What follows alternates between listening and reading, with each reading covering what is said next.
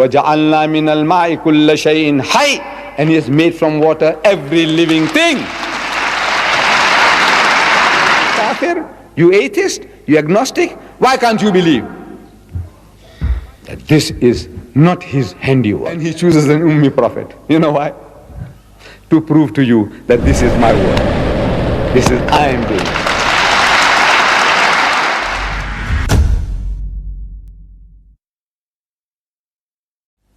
Who is He talking to? Who is He addressing? Kafir. Which kafir? The Bedouins of 1400 years ago? No. What can the poor man understand? Wallah, what did he know about the universe, about the creations of the heavens and the earth? What did he know? He only accepted whatever was said. If this was Allah's kalam, amanna saddaqna. We hear and we accept, we believe. This was iman that they had. They didn't have a grasp.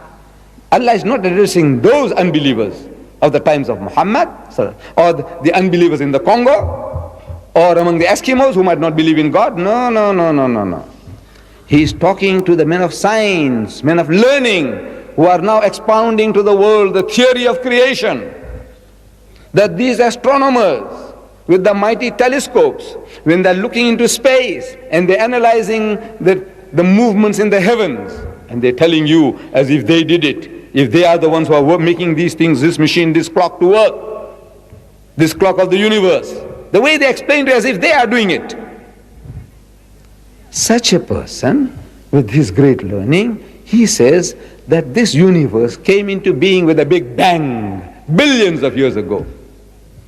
Because he is watching the universe and he is noticing that these heavenly bodies are receding from a central place somewhere, is all going out in all directions, moving away. Like a balloon. When you blow, it gets bigger and bigger. Something like that is happening in the skies, in the heavens. These galaxies, they're receding from us at a faster and faster speed. And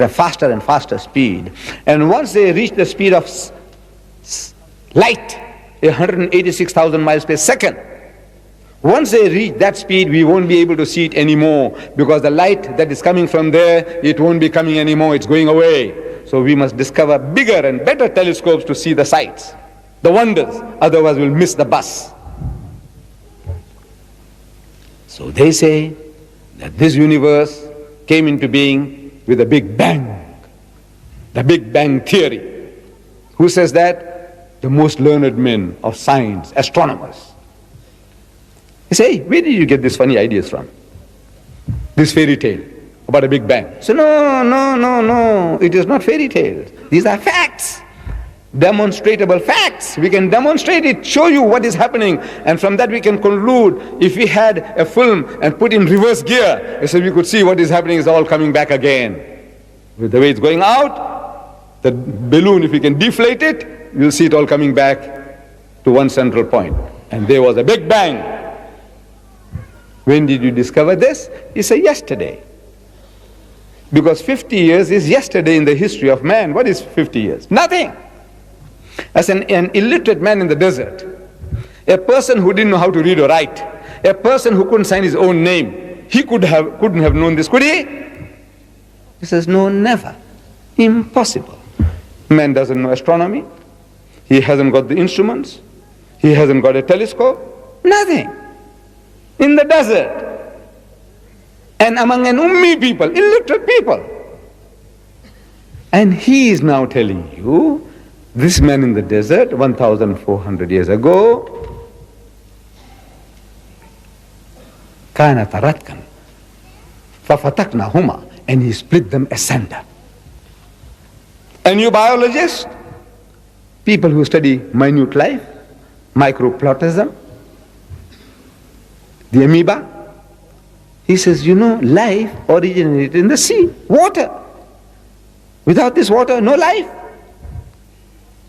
And they tell you, says, look, we look back in time, in space. He says, look, this is how life originated. There was a time when this earth was a molten mass.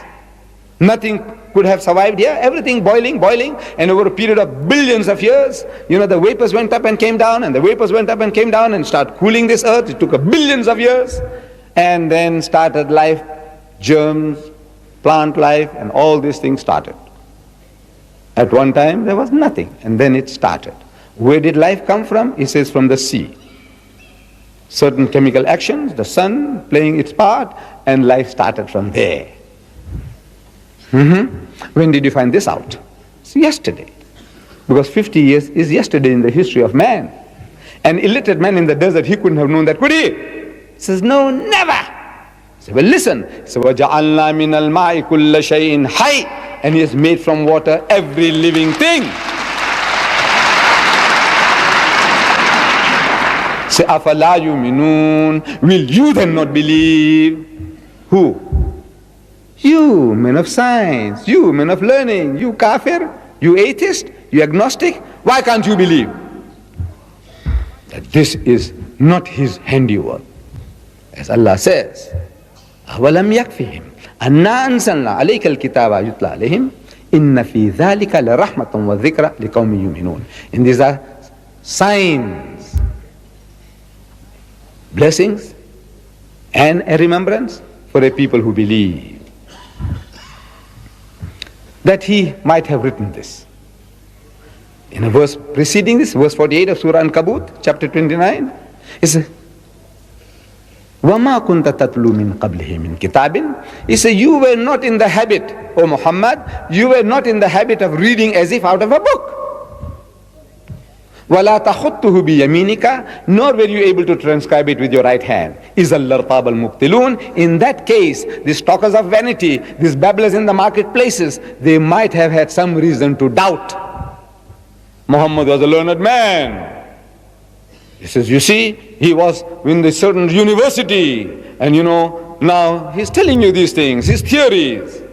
Yes, they might have some reason to doubt if he had been through that schooling, if the Arabs had some knowledge or understanding of science, learning, nothing. Allah shows you that he sends you an ummi prophet to an ummi people. Amazing. He chooses a nation steeped in ignorance, the whole of Arabia. There were no more than half a dozen people that could read or write in the whole of Arabia. The nation is ummi to the core, and he chooses an ummi prophet. You know why? To prove to you that this is my work. This is I am doing.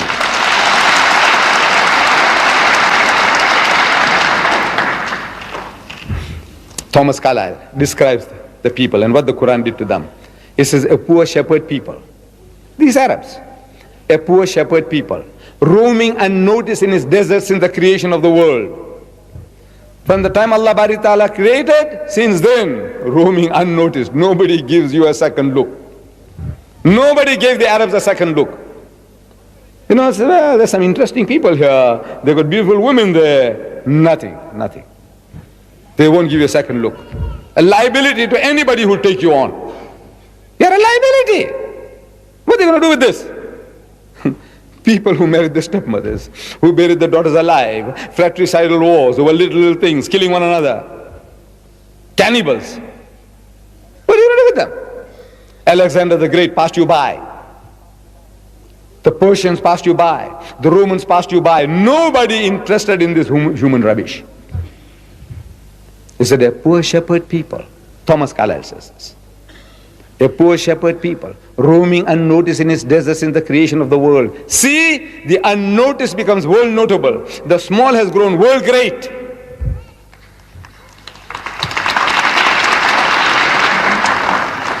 Within 1 century afterwards, Arabia is at Granada on this hand and at Delhi on that. Glancing in valor and splendor and the light of genius, Arabia shines over a great section of the world. He says, belief is great, life-giving. The history of a nation becomes fruitful, soul-elevating, great, so soon as it believes. Is it not as if a spark had fallen, one spark, on a world of what seemed black unnoticeable sand, but lo, the sand proves explosive powder, blazes heaven high from Delhi to Granada. What did it? This book of God. That shepherds and camel drivers, one of our cousins, a Jew, writing a book on medicine, he is having a dig at his Arab cousins. a Jew. He's writing about medicine, but he's having his own. He's having a dig at us. You know what he says? He says, goat herds and camel drivers sitting on the throne of the Caesars. This is what these Arabs, goat herds and camel drivers sitting on the throne of the Caesars. This is Allah's work. You see, not you. You couldn't have done it. Allah is showing you. He said, look, this is what I can do. He's having a dig. But I said, there can't be a greater tribute than that. That from that, goat herds and camel drivers, Allah made you supreme, made you to rule half the known world. This is His book. This is what He did. And it can do the same once more again. It's a book, a miracle of miracles.